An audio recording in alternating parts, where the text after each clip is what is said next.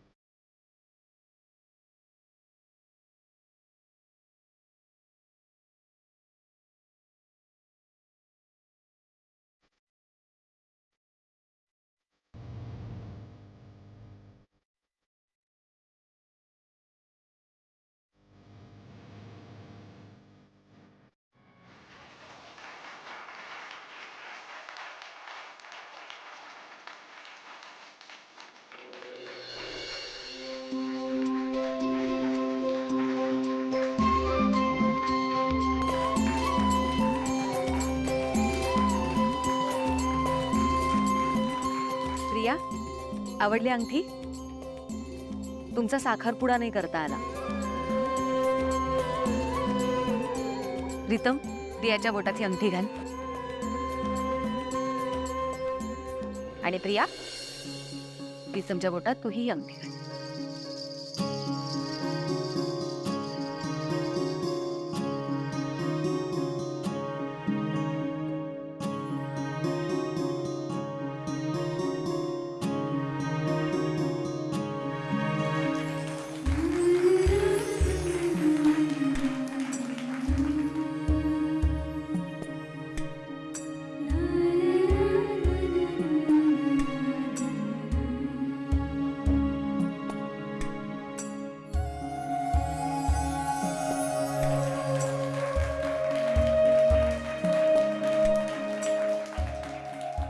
हा खेळ झाला. आता हातातली कंकणं सोडायची. प्रीतम बाबा, हे बघा, डाव्या हातानेच एका हाताने तुम्ही ते कंकण सोडायचे, दुसरा हात लावायचा नाही. प्रिया मॅडम, तुम्ही दोन्ही हात वापरले ना तरी चालते. याला काय अर्थ आहे? हे म्हणजे आमच्या नवरदेवावर अन्याय झाला. प्रीतम सर, प्रिया मॅडम उद्या तुमच्यासाठी मस्त गोडधोड करणार आहेत. मग ठीक आहे, चालेल. हा आता सगळं मान्य आहे तुला.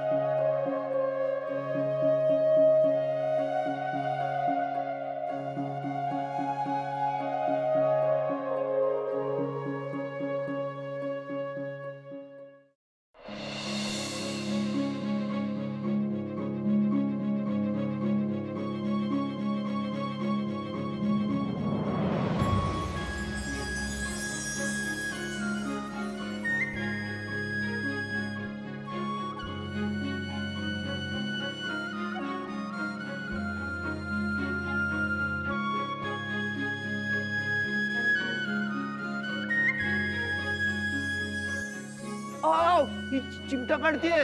मी नाही चिमटा काढला.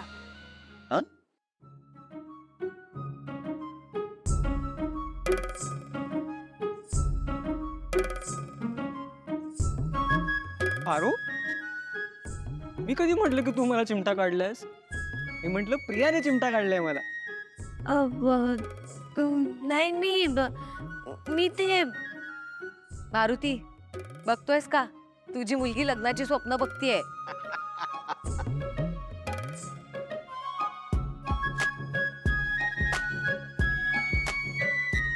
बरं अहिल्या मॅडम, आता सुनमुख बघायचा विधी पण राहिलाय.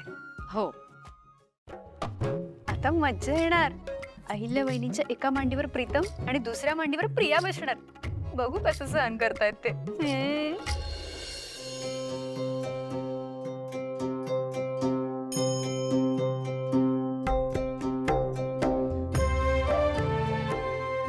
वहिनी, तुम्ही या सुनमुख बघायला.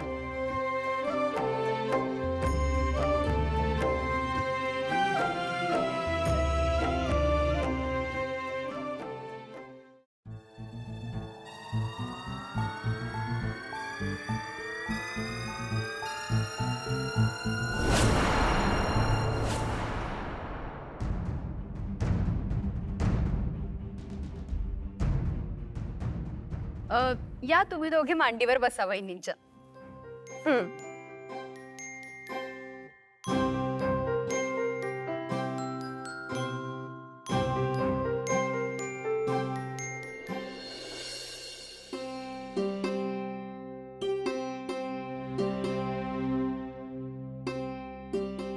अहिल्या मॅडमनी मोठ्या सुनेचं पण सुनमुख बघितलं.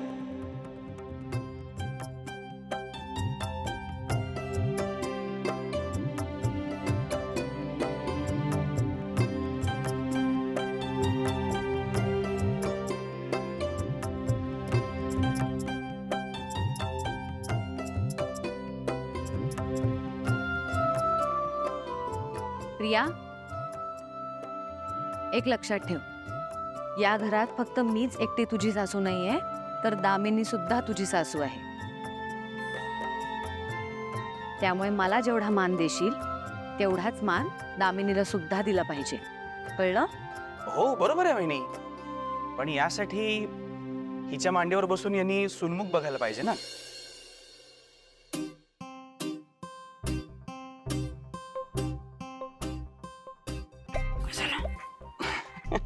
गरज आहे का? मान हवाय ना. घे. ये दामिनी, बस. कशाला वहिनी? आले.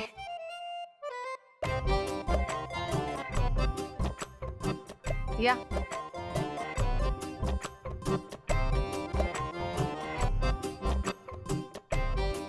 अरे प्रीतम, सावकाश. सॉरी.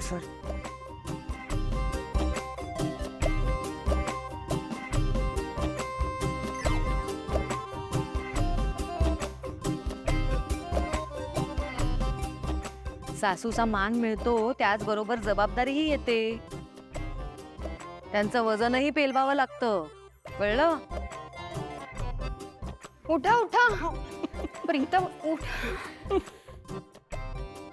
थांबा, पाया कोण पडणार?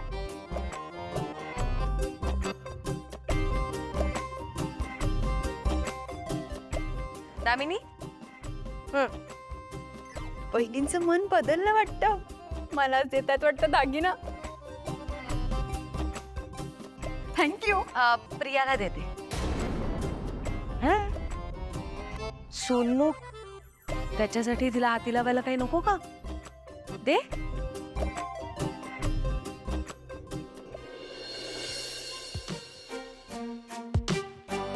ग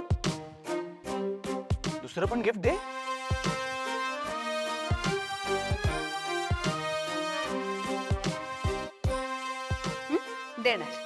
देणार.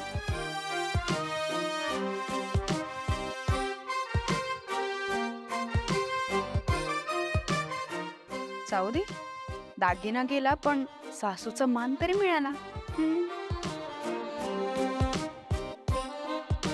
बरोबर. चौरंग नेऊन ठेव. वय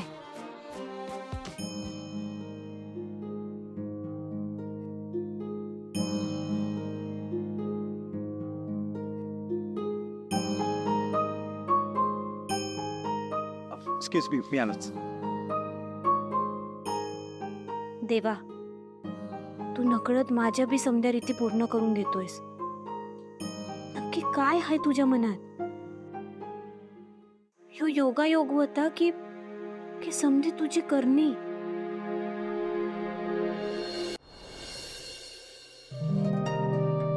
गुरुजी नमस्कार. नमस्कार. या ना बस. बस. प्रिया प्रीतम गुरुजींच्या पाया पडा.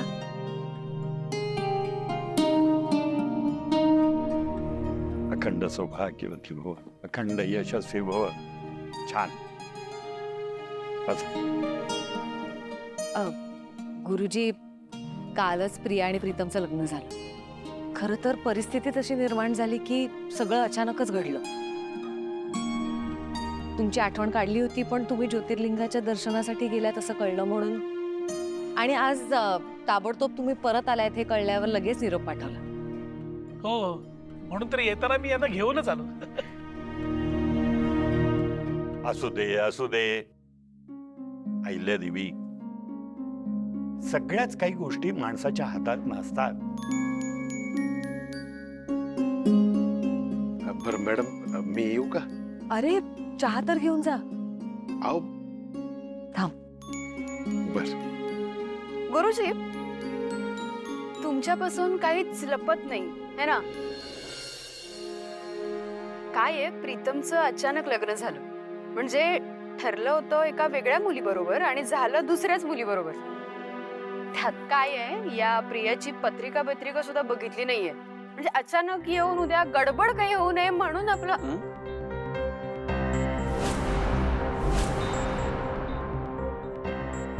गडबड म्हणजे काही शांती पूजा काही करायची असेल तर सांगा, आपण करून घेऊ. काळजी पोटीच बोलतीये मी. दामिनी, झालं तुझं बोलून? जरा चहाचं बघू. पारू, पारू,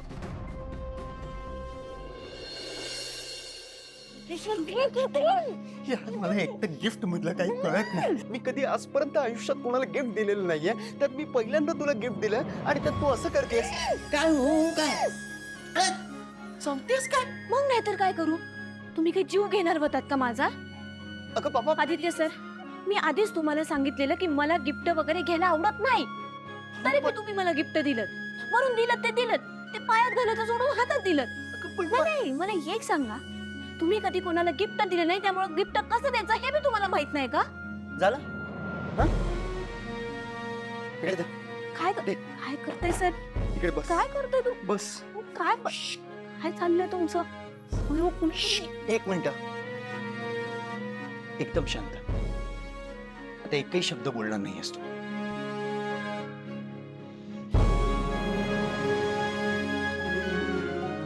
गिफ्ट कसं देतात हे मला चांगलंच माहिती आहे. तुला हे पैंजण पायात घालून हवं आहे ना? मी तेच करतोय. ओके?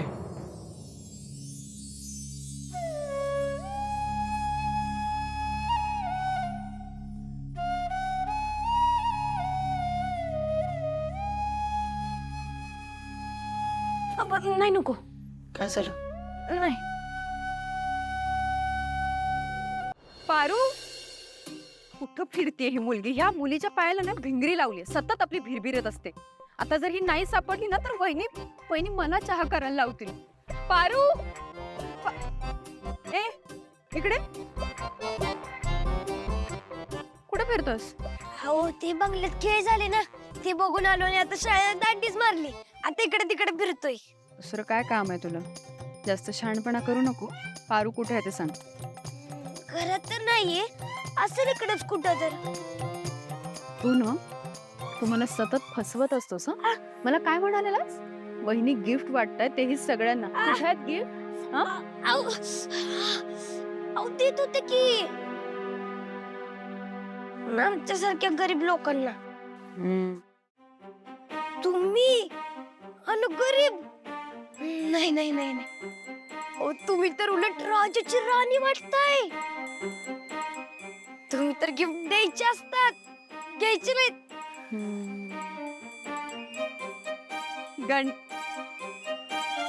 गणी कुठे गेल?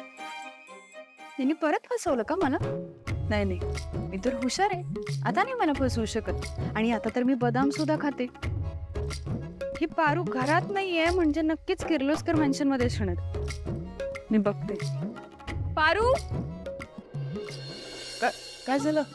अरे तूच तर म्हणाली ना, ज्याने गिफ्ट दिलं त्यानेच पायात घालून दिलं पाहिजे. मग वय म्हणले होते, पण हे असं चोरून लपून नाही. अरे पण काय? तुम्ही मला एक सांगा आदित्य सर, तुम्ही तुमच्या मैत्रिणीला गिफ्ट देताय तर काही चुकीचं करतायत असं वाटतंय का तुम्हाला? नाही, अजिबात नाही. नाही वाटत ना? नाही. माणूस चोरून लपून त्याच गोष्टी करतो ज्या चुकीच्या असतात. तुम्ही नाही ना करत आहात? नाही. ठीक आहे, मग तुम्ही एक काम करा, हे असं चोरून लपून माझ्या पायात पैंजण घालण्यापेक्षा ना बाहेर समद्यांसमोर पैंजण घाला. ठीक आहे, चल सगळ्यांसमोर घाल. नाही नाही नाही नाही सर, काय करताय तुम्ही? बघ, खाली देवी आई आहेत, घरातले समद्याच आहेत. समद्यांसमोर माझ्या पायात पैंजण कसं वाटेल ते? मग कोणत्या नात्यानं घालणार आहेत माझ्या पायात पैंजण? मैत्रीच्या नात्याने. सर हो, तसं नसतं. आपलं हे जे काही बी नातं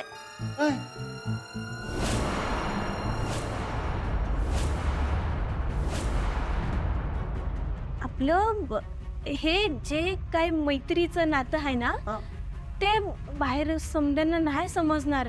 उगाच समजे वेगळा अर्थ काढत बसतील. ज्यांना जो अर्थ काढायचा ना तो त्यांना काढू दे, मला नाही फरक पडत. चल. पण मला फरक पडतो. मग मी नाही घालणार पैंजण. अरे यार, हातात नको, पायात घाल, एकांतात नको, सगळ्यांसमोर घाल. सगळ्यांसमोर घातलं तर कोणीतरी अर्थ वेगळा काढेल. अरे यार, हे पैंजण घालू तर कसं घालू? ते तुमचं तुम्हीच ठरवा सर. चल, असं कसं ठरवू मी? अरे यार पारू, काय कॉम्प्लिकेट करते?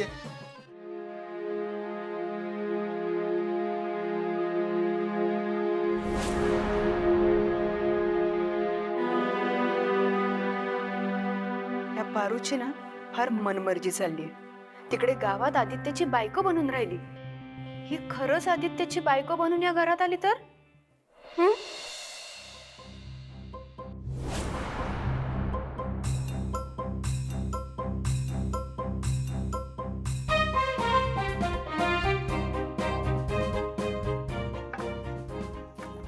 Madam, coffee.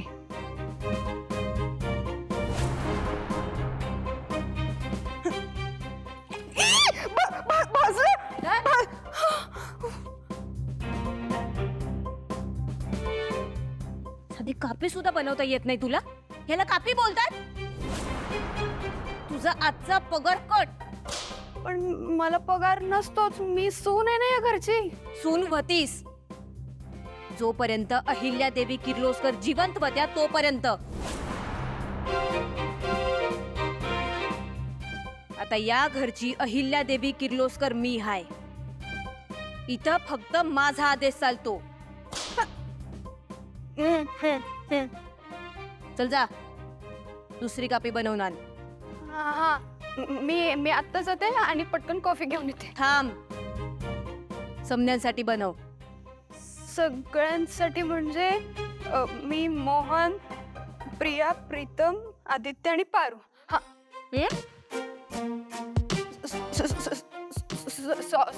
सॉरी, पार्वती देवी किर्लोस्कर.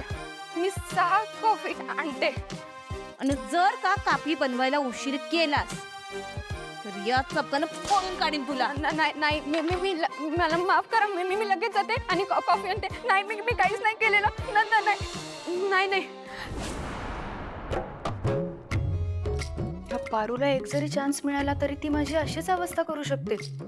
पण मी तिला तो चान्स नाही देणार. तिला काहीही करून मी डोक्यावर नाही बसू देणार.